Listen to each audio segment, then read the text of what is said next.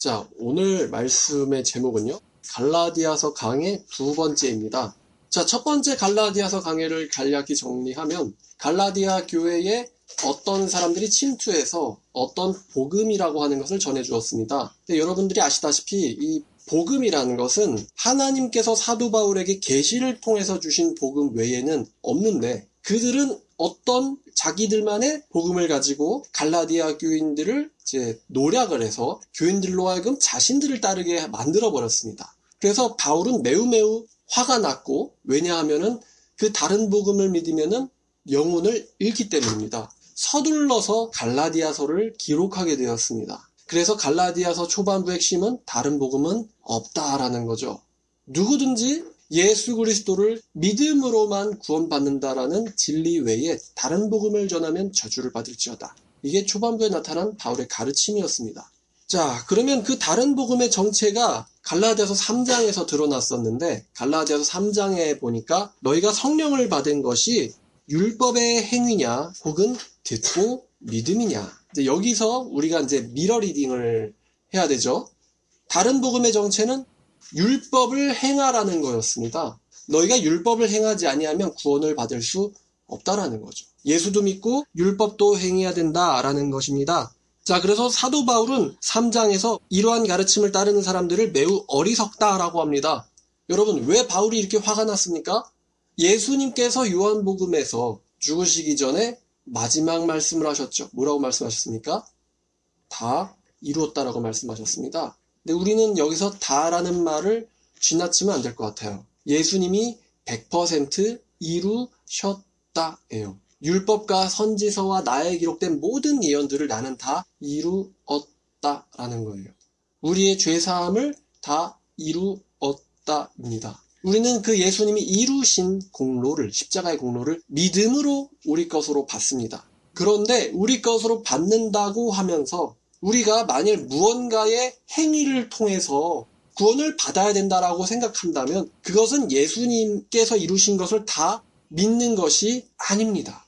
예수님이 다 이루셨다는 말씀을 부정하는 겁니다. 그래서 갈라디아서 2장 21절에 나는 하나님의 은혜를 저버릴 수 없다, 패할 수 없다라고 말합니다. 만일 구원받는 것이 율법으로 말미암았다면 그리스도께서는 괜히 죽으셨다라는 거죠.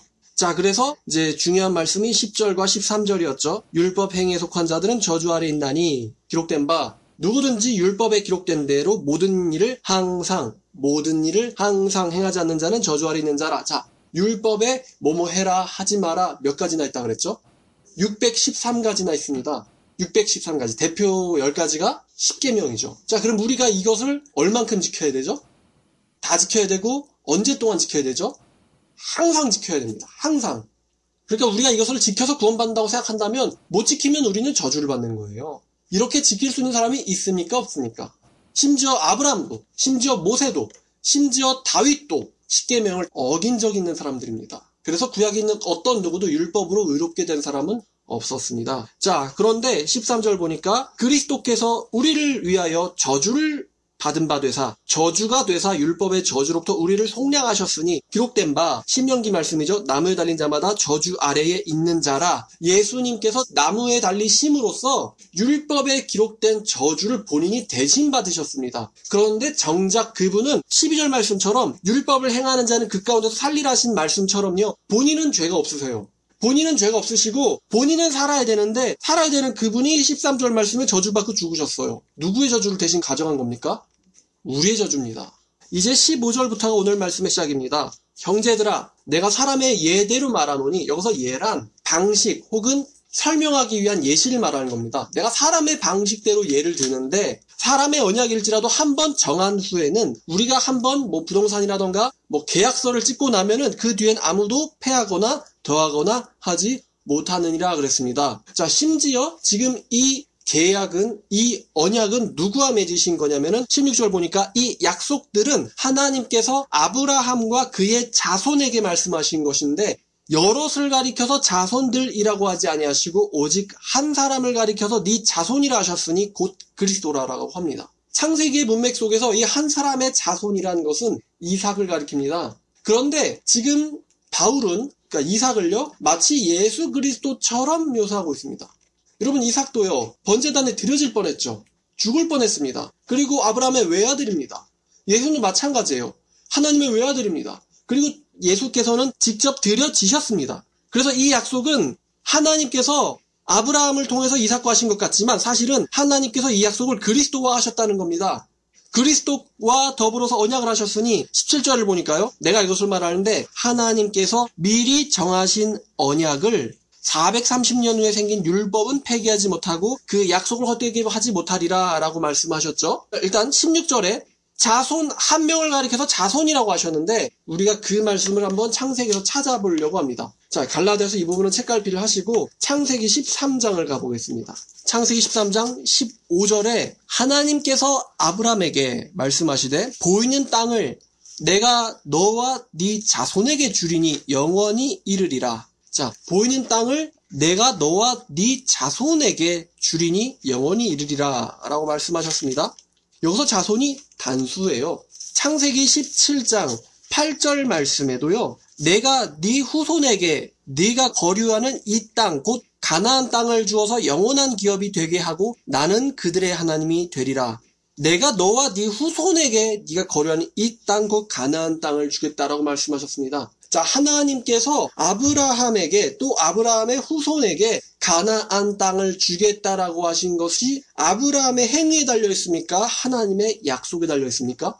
하나님의 약속에 달려 있지 않습니까? 하나님이 주시겠다고 했기 때문에 아브라함과 그의 후손은 그의 또 후손들은 하나님이 주시겠다고 했기 때문에 받아야만 됩니다. 그들은 인도하심을 받아야 됩니다. 그것은 그들의 행위에 달려 있지 않습니다. 하나님의 말씀에 달려 있습니다. 다시 이제 여기 창세기쯤을 책갈피로 우려 폈던 것을 하고요. 갈라디아서로 넘어가면은 이렇게 말하죠. 내가 이것을 말하노니 하나님께서 미리 정하신 언약을 430년 후에 생긴 율법은 폐기하지 못한다라고 했거든요. 자, 이 430년이라는 말씀이 어디서 왔냐면요. 출애굽기 12장 40절에서 왔습니다. 이스라엘 자손이 애굽에 거주한 지 430년이라 그렇습니다.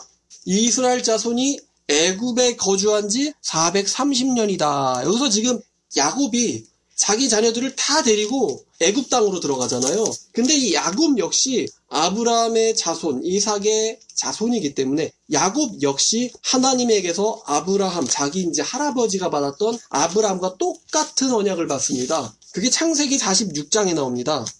창세기 46장 3절 4절을 보니까요. 하나님이 이르시되 나는 하나님이라 네 아버지 하나님이니 애굽으로 내려가기를 두려워하지 말라. 내가 거기서 너로 큰 민족을 이루게 하리라. 내가 너와 함께 애굽으로 내려가겠고 반드시 너를 인도하여 다시 올라올 것이며 요셉이 그의 손으로 네 눈을 감기리라 하셨더라. 반드시 내가 너를 인도하여 다시 올라올 것이다. 가나안 땅을 주겠다라고 야곱에게 약속하셨습니다. 이 약속이 이스라엘 민족들의 행위로 말미암습니까? 아니면 하나님의 신실하심에 말미암습니까? 하나님의 신실하신 언약에 말미암습니다. 지금 사도 바울은 이 얘기를 하는 거예요. 하나님이 아브라함과 그의 자손들에게 가나안 땅을 주겠다라고 하신 것은 율법을 통해서 주신 말씀이 아니라는 겁니다. 하나님이 아브라함과 이삭과 야곱에게 언약의 땅을 주겠다, 약속의 땅을 주겠다라고 하신 것은 백성들의 행위에 따르지 아니하고 하나님의 신실하심과 그들의 믿음에 따릅니다. 그래서 사람의 언약일지라도 한 번 하나님이 아브라함과 이삭과 야곱에게 주겠다라고 말씀하셨다면은 그 약속을 폐할 수 없다는 것을 바울은 지적하고 있습니다. 그래서 이 약속들은 하나님이 아브라함과 자손에게 말씀하신 것인데 여럿을 가리켜 자손들이라 하지 아니하고 오직 한 사람을 가리켜 네 자손이라 하셨으니 곧 그리스도라. 내가 이것을 말하노니 하나님께서 미리 정하신 언약을 430년 뒤에 모세가 시내산에서 받은 율법이 폐기하지 못하고 하나님께서 아브라함과 야곱에게 하신 언약들을 헛되게 하지 못하리라 라는 것입니다.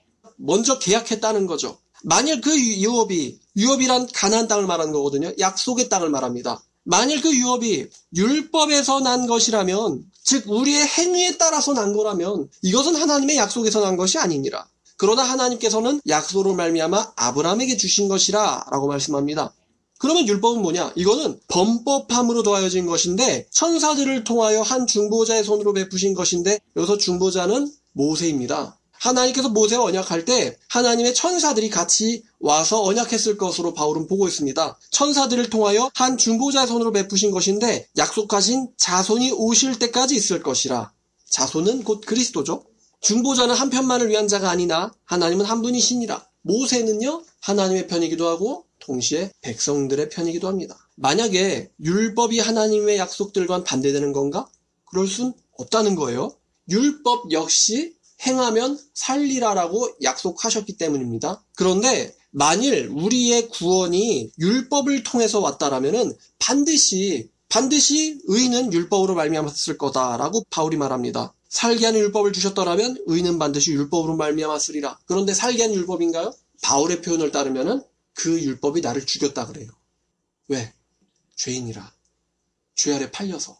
그러나 성경은 모든 것을 죄 아래 가두었으니 이는 예수 그리스도를 믿음으로 말미암는 약속을 믿는 자에게 주려 하심이라. 믿음이 오기 전까지 우리는 율법 아래에 매인받고 계시될 믿음의 때까지 갇혔느니라. 예수께서 나타나실 때까지 우리는 율법과 굉장히 불편한 관계 안에 있었어요. 율법을 지켜서 구원받을 수도 없지만 그렇다고 무시할 수도 없고 나타나실 메시아를 믿어야 되는데 어떻게 구체적으로 행하실 것인지 마치 그림자를 보는 것 같은 느낌이었습니다. 이같이 율법이 우리를 그리스도께로 인도하는 초등교사가 되어 우리로 하여금 믿음으로 말미암아 의롭다함을 얻으려 함이라. 이 24절 말씀이 참 중요하거든요. 3장 24절.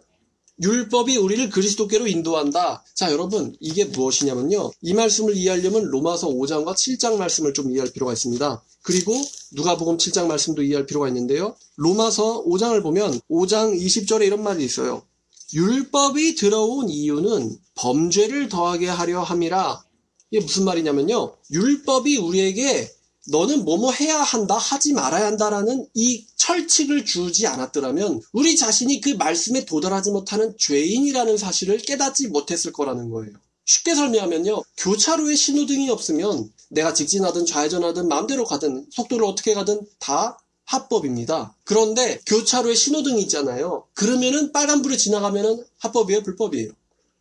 불법이죠. 숫자 60이라고 써있는데 80으로 지나가면 합법이에요? 불법이에요? 불법입니다. 신호등이 왜 있는 거예요? 우리를 망치려고 있는 겁니까? 지켜주려고 있는 겁니까? 지켜주려고 있는 거예요. 비슷하죠? 율법이 왜 있는 거예요? 우리를 살리려고. 너 살인하지 마라. 거짓말하지 마라. 다른 우상 섬기지 마라. 나를 경외해라. 우리를 살리려고 주신 게 율법이에요. 그런데 우리가 하나님 앞에서 죄인에 불과하다는 것을 깨닫게 하기 위해서 뭐가 필요하냐? 바로 율법이 필요한 거예요.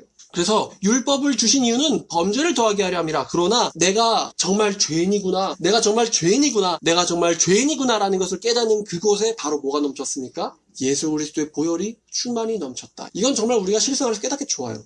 저희 교회를 보면은 모태신앙들은 잘 안 옵니다. 꼭 어디 가서 방황하거나 문제를 일으킨 사람들이 저희 교회에 옵니다. 근데 또 저도 그걸 원해요. 왜? 그런 사람들이 말씀을 좋아하거든요. 모태신앙들이 말씀을 안 좋아합니다. 왜냐하면 본인이 구원받은 줄 알아요. 뭐 이제 와서 뭐 예수 이야기 내가 20년, 30년 동안 들었는데 뭘 그걸 또 들어야 되고 뭐 예수의 은혜? 그거 귀에 딱지 박혔다. 모태신앙들이 그럽니다. 그런데 내가 잘난 줄 알고 맞는 줄 알고 가서 문제를 일으키고 내가 어떻게 나 같은 사람이 하나님을 섬기나 이런 사람들이 돌아오잖아요. 그러면은 하나님한테 미안해가지고 더 열심히 예수를 믿어요. 말씀이 얼마나 소중한지를 그제서야 깨닫게 됩니다. 근데 그 말씀을 제가 몰랐나요? 뭐 알았었겠죠. 뭐 그의 나라 그의를 구해라. 그러면 모든 거 더한다. 알아요? 다. 또 이거 안 외우면 밥을 안 준다 그래가지고 안단 말입니다. 근데 아는 거랑 깨달은 거랑은 별개예요. 내가 잘못될 뻔해야. 사망의 음침한 골짜기로 가봐야 내 욕심 때문에 음침한 골짜기로 가봐야 그제서야 주의 막대기가 다시 말하면 주님의 말씀이 얼마나 중요하고 소중하고 내 생명인지 그걸 사모해야 하는지를 그제서야 깨닫게 된다는 겁니다. 그래서 율법이 들어온 것은 우리의 정체를 드러나게 하기 위한 거예요. 마치 비처럼 말입니다. 얼마나 더러운지 드러나게 하려고. 이제 5장 20절에서 바울이 그 얘기를 하고 7장에서도 이 얘기를 합니다. 우리가 육신에 있을 때에는 율법으로 말미암는 죄의 정욕이 우리 지체 중에 역사하여 우리로 사망을 위하여 열매를 맺게 하였더니 이제는 우리가 얽매였던 것에 대하여 죽었으므로 율법에서 벗어났으니 이러므로 우리가 영의 새로운 것으로 섬길 것이요 율법 조문에 묵은 것으로 하나님께 순종하지 말자. 신령과 진정으로 하나님을 섬기자.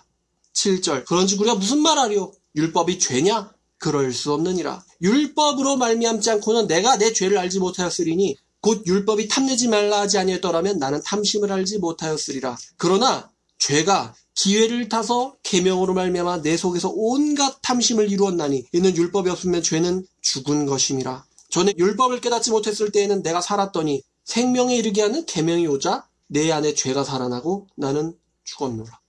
생명에 이르게 할 그 계명이 내게 대하여 도리어 사망에 이르게 하는 것으로 되었도다. 내가 죽었다라는 걸, 죽을 존재라는 걸 알아야지 누가 필요한 거예요? 예수님이 필요한 거예요. 근데 이제 바울은요, 좀 설교를 어렵게 하는 경향이 있습니다. 머리가 좋을수록, 다시 말하면 전지하실수록 설교를 굉장히 쉽게 하십니다. 그게 바로 우리 예수님이죠. 예수님이 누가복음 7장에서 이렇게 말씀하세요. 저는 이 뷰를 정말 좋아합니다. 왜냐면 제 얘기 같아서요.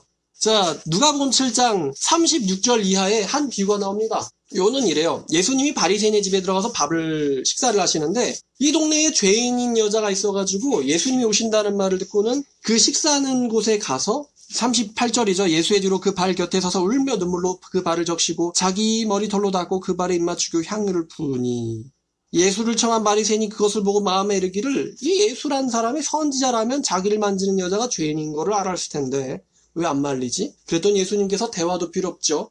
시몬아 내가 내게 할 말이 있다. 이르시되 빚 주는 사람에게 빚진 자가 둘이 있어 하나는 500데나리온을 줬고 하나는 50데나리온을 줬는데 둘 다 갚을 것이 없으므로 둘 다 탕감하여 주었더니 누가 더 빚을 탕감해 준 자를 사랑하겠느냐? 시몬이 대답하여 이르되 더 많이 탕감받은 사람입니다. 이르시되 네 판단이 옳다 하시고 그 여자를 돌아보시면서 시몬에게 이르시되 이 여자를 보느냐? 내가 네 집에 들어올 때 너는 내게 발씻을 물도 주지 아니했을 때 이 여자는 눈물로 내 발을 적시고 그 머리털로 닦았으며 너는 내게 입맞추지 아니했을 때 그는 내가 들어올 때부터 내 발에 입맞추기를 그치지 아니했으며 너는 내 머리에 감람유도 붓지 아니했을 때 그는 향유를 내 발에 부었느니라. 이러므로 내가 네게 말하노니 그 많은 죄가 사하여졌도다. 이는 그의 사랑함이 많음이라. 죄의 사함을 받은 일이 적은 자는 적게 사랑하느니라. 자기가 죄인이라는 걸 크게 깨달은 여자가 더 예수님을 사랑하는 겁니다. 하나님 눈에는 똑같은 죄인인데 이 여자는 이 바리새인보다 훨씬 더 예수를 많이 사랑합니다. 왜냐하면 자기가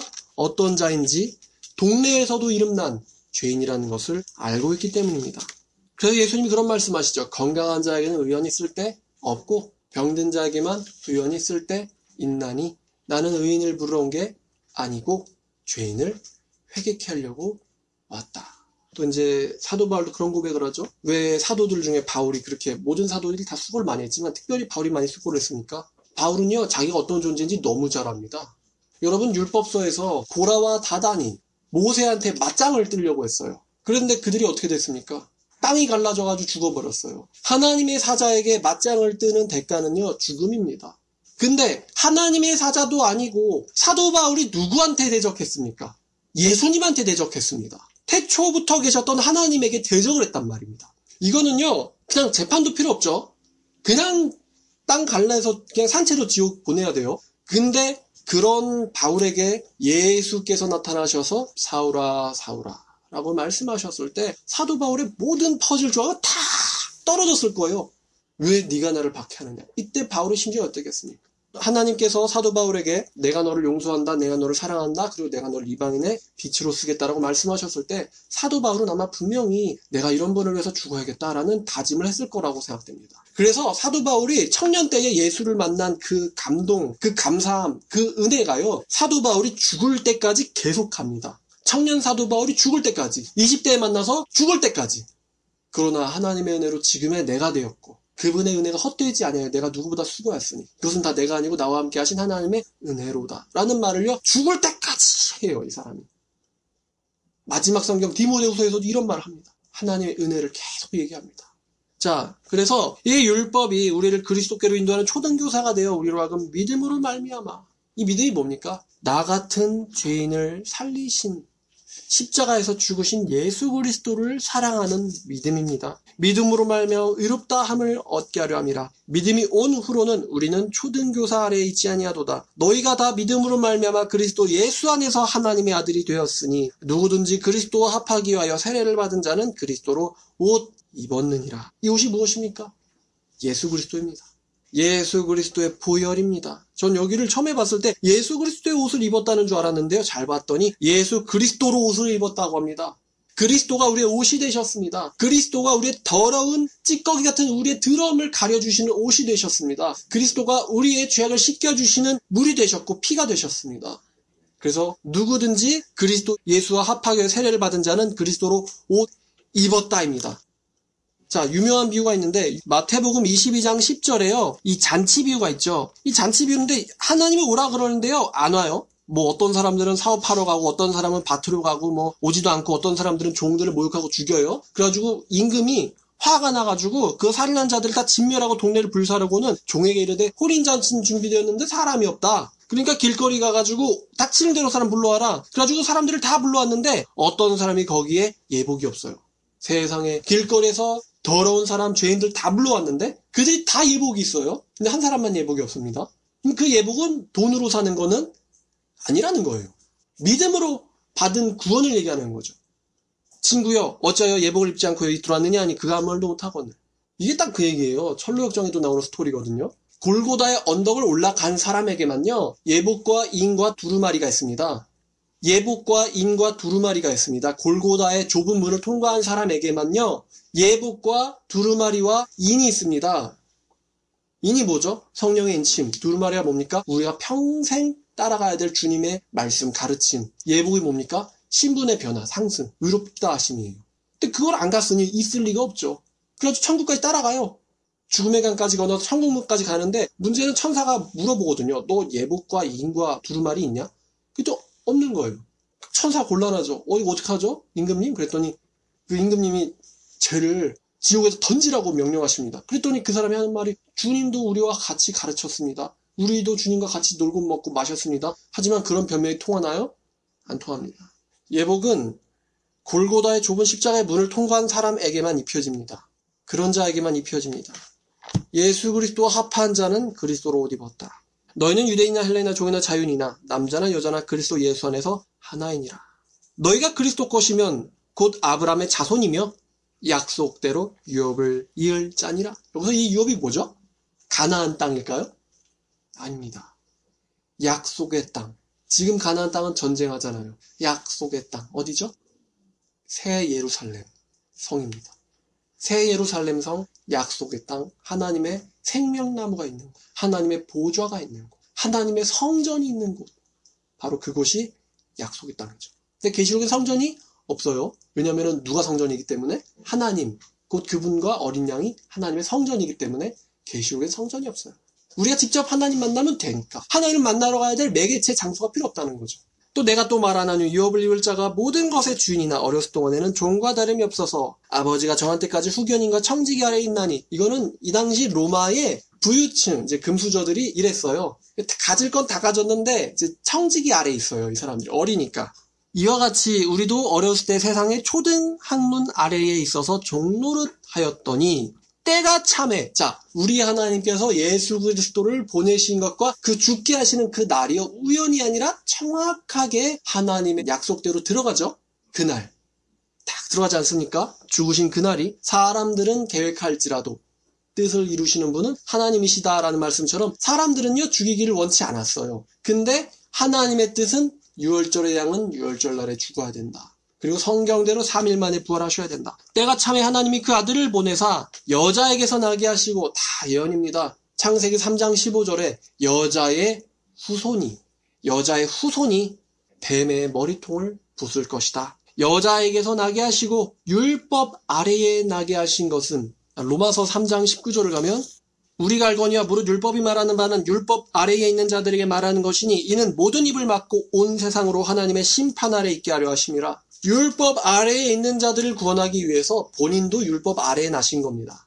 율법 아래에 있는 우리들을 구원하시기 위해서 본인도 율법 아래에 나게 하신 것은 5절 율법 아래에 있는 자들을 속량하시고 우리로 아들의 명분을 얻게 하려 하심이라. 너희가 아들임으로 하나님께서 그 아들의 영을 우리 마음의 가운데 보내사 하나님을 아빠, 아버지라 부르게 하셨느니라. 예수를 통해서 우리가 하나님의 아들들로 입양이 된 겁니다. 그러므로 네가 이후로는 종이 아니고 아들이니, 하나님의 아들이니, 하나님의 아들이면 하나님으로 말미암아 약속대로 유업을 받을 자니라.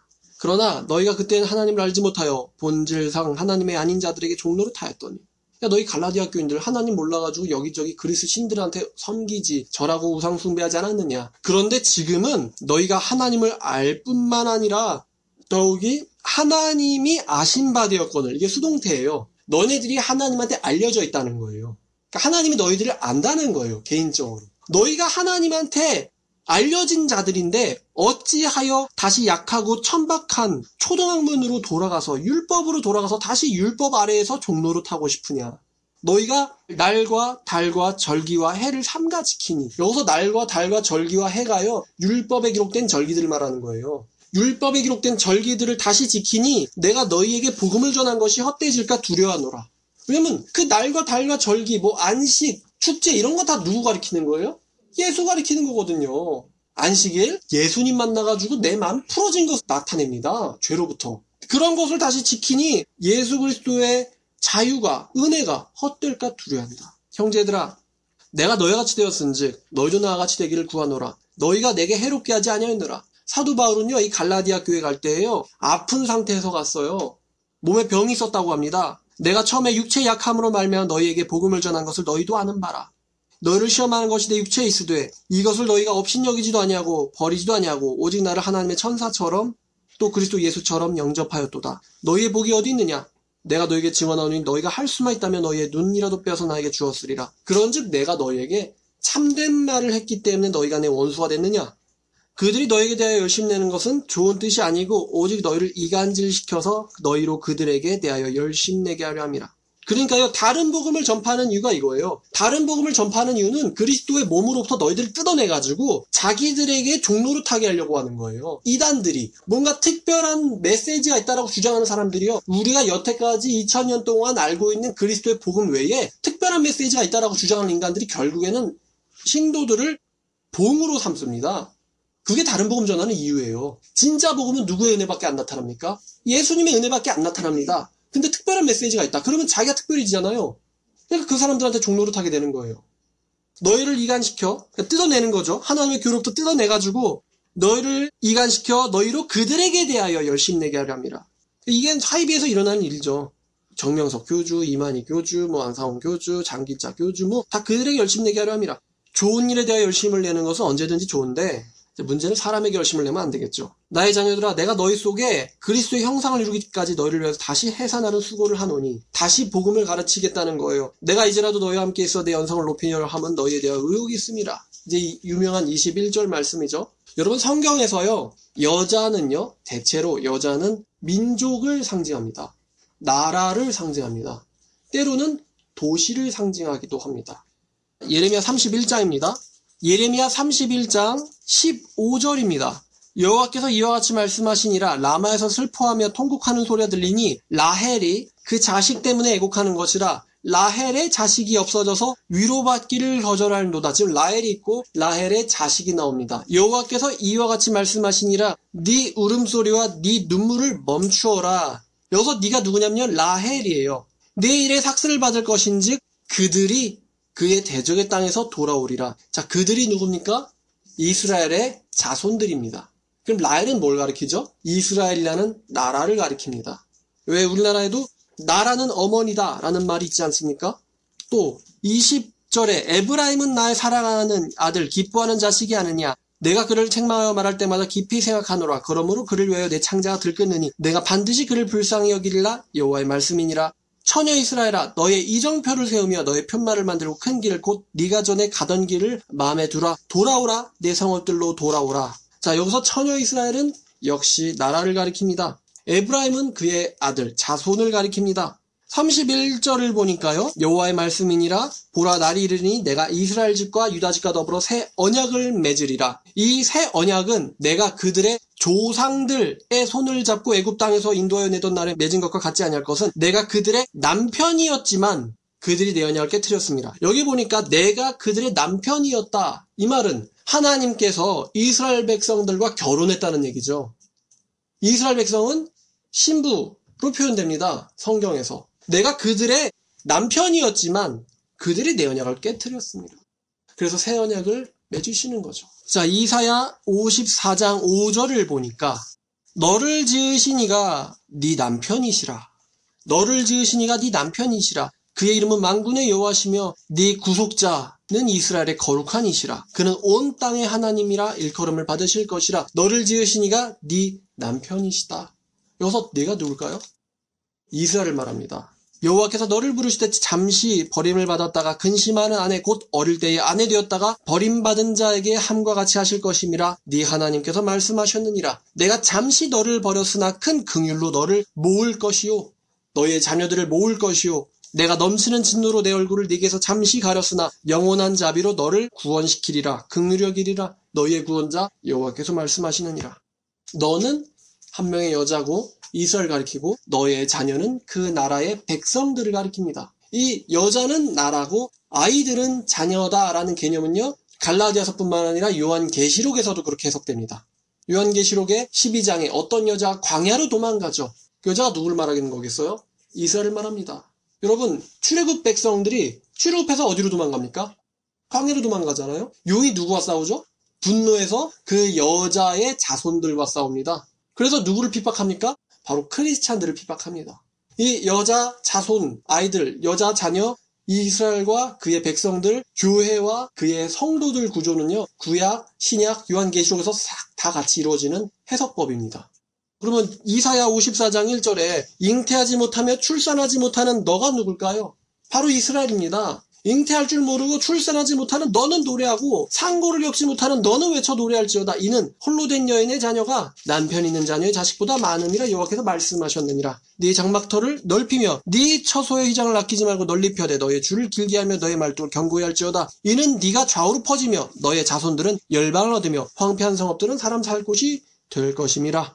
두려워하지 말라. 네가 수치를 당하지 아니하리라. 놀라지 말라. 네가 부끄러움을 보지 아니하리라. 네가 네 젊었을 때의 수치를 잊겠고 과부 때의 지옥을 다시 기억함이 없으리니. 여기서 과부, 처녀 다 누구 말하는 거라고요?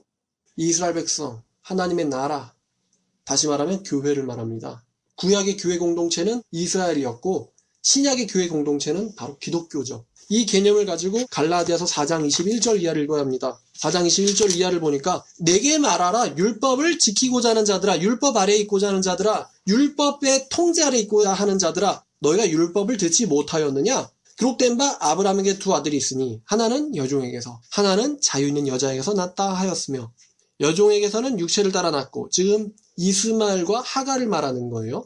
하갈에게서 육체를 따라서 자기 노력으로 능력으로 나왔고 이스마엘은 자유 있는 여자 사라를 통해서는 아브라함 100세의 약속으로 말미암았느니라. 이것은 비유니 두 여자들은 두 언약이라. 하나는 신의 산에서 종을 낳은 자니 곧 하갈이라. 신의 산, 이 여자가요 두 언약인데요. 여자가 언약이고요 신의 산이에요. 여자는 언약이고 신의 산인데 누굴 낳았냐면 종을 낳았어요. 이 하갈은 아라비아에 있는 신의 산으로서 지금 있는 예루살렘이니, 그죠? 그러니까 여자, 나라, 도시 구조가 그대로 이루어지죠? 이 여자는 신의 산으로서 지금 있는 예루살렘이니, 이 예루살렘이 자녀들과 더불어서 율법의 종로를 타고, 지금 이제 여기 신의 산이 있어요. 그럼 여기 무슨 산이 있을까요? 시온산 있는 거예요. 땅에 있는 예루살렘이 있어요. 그럼 어디에 있는 예루살렘 있죠?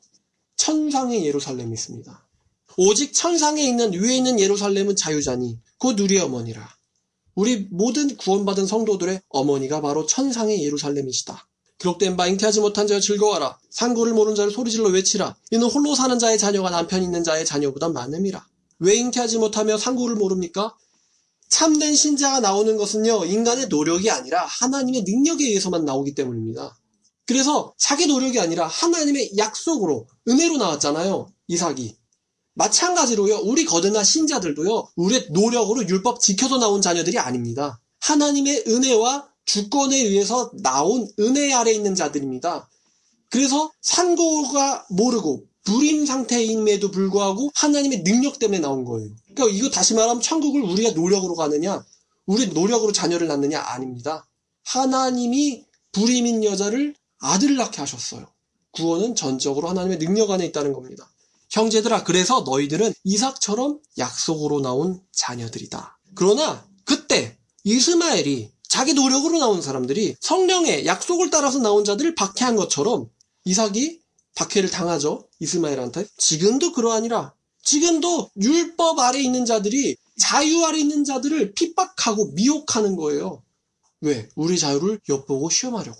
그러나 성경이 무엇을 말하느냐? 여종과 그 아들을 내쫓으라. 여종의 아들이 자유 있는 여자와 아들과 더불어 유업을 얻지 못하리라 하였느니라. 그러니까 그런 사람들은요, 기독교 공동체가 아니에요. 율법 아래에 있는 자들, 율법을 지켜서 구원받는다고 말하는 자들, 다시 말하면 다른 복음을 따르는 자들은요, 교회 공동체에 있어야 되는 사람들이 아닙니다. 그래서 내쫓으라고 하는 거예요. 걔네들은 너희와 더불어서 하나님의 유업, 가나안 땅, 천상 예루살렘, 황금성 얻지 못하리라 라는 거죠. 그런즉 형제들아, 우리는 여종의 자녀가 아니고 자유 있는 여자의 자녀다. 유대교의 신도들이 아니고 우리는 은혜와 복음이 넘치는 기독교의 신도들이다. 여자가 교회입니다. 지금 사도 바울은요, 유대교와 기독교를, 또 유대교 신자와 기독교의 신자를 각각 하갈과 이스마엘, 또 이쪽을 사라와 그의 아들 이삭으로 비유하고 있습니다. 누가 유업을 이을 자냐? 바로 자유 아래에 있는 사라와 이삭이, 다시 말하면 교회와 기독교의 성도들이 유업을 약속으로 받게 될 것이라는 이야기를요, 아브라함의 비유, 유비를 통해서 우리에게 가르치고 있습니다. 그래서 이 21절부터 이 31절까지 이 말씀을 싹 묶어서 한 절로 뽑아내니까 5장 1절이 나옵니다. 그런즉 그리스도께서 우리를 자유롭게 하려고 자유를 주셨으니 그러므로 굳건하게 서서 다시는 종의 멍에를 매지 마라. 다시는 율법 아래로 들어가지 마라. 보라, 나 바울은 너에게 말하노니 너희가 만약 할례를 받으면 그리스도께서 너희에게 아무 유익이 없으리라. 이렇게 말씀하십니다. 5장 이후가 또 되게 중요한 거거든요. 보니까 갈라디아서가 1, 2장으로 나뉘고 3, 4장으로 나뉘고 또 5장부터 6장까지로 나뉘더라고요. 그래서 오늘은 이제 3장 중반부터 4장까지를 제가 설명을 했는데 5장 이후도 굉장히 중요한 원리가 나오기 때문에 제가 이거를 다다음 주에 또 말씀을 드리고자 합니다. 자, 여러분은 종의 여자의 자녀입니까? 자유 있는 여자의 자녀입니까? 자유 있는 여자의 자녀입니다. 여러분은 여러분의 육체로 구원을 얻었습니까? 예수님의 은혜로 구원 얻었습니까? 은혜로 구원 얻었습니다. 우리가 구원 얻기 위해서 가나안 땅에 들어가려고, 영적 가나안 땅에 들어가려고 뭔가를 해야 될 게 있습니까? 없습니다. 누가 다 하셨죠? 그리스도께서. 우리를 율법 아래에서 속량하셨죠. 우리는 약속의 자녀들입니다. 다시 말하면 아브라함의 자손들입니다. 왜? 아브라함은 이방인과 헬라인 모두의 조상이기 때문이죠. 누구든지 믿음 아래에 있다면 그는 아브라함의 자손입니다. 여러분들이 아브라함의 자손이라면 하나님께서 아브라함에게 약속하신 그 유업들을 이을 자들입니다. 천국 땅이, 영적 가나안 땅이 약속으로 말미암아 여러분들의 것이 될 것입니다. 그러므로 우리는 다른 복음, 다른 메시지, 다른 구원자 보지 말고 우리 주님 참된 복음, 바울의 메시지, 오직 성경을 주의 깊게 보셔야만 됩니다. 기도하겠습니다. 하나님 아버지 감사합니다. 오늘 이 갈라디아서를 통해서 우리에게 귀한 말씀 주시고 또 우리가 약속을 통해서 가나안 땅의 주인임을 주님 우리에게 깨닫게 하여 주심에 감사합니다. 주님, 이 말씀 모르고 엉뚱한 데서 종로를 타고 있는 아직도 율법 아래에, 아직도 초등학문 아래에 가서 그리스도의 은혜를 부정하고 그들의 종이 되고자 하는 어리석은 자들이 많은데 주님, 우리가 복음을 제대로 배워서 그들에게 하나님의 자유를 가르쳐주고 선포할 수 있도록 주님 저희를 훈련시켜 주시기를 원합니다. 이 모든 말씀 우리의 주인 되시며 우리의 자유를 위하여 십자가에 돌아가신 예수님의 이름으로 기도드렸습니다.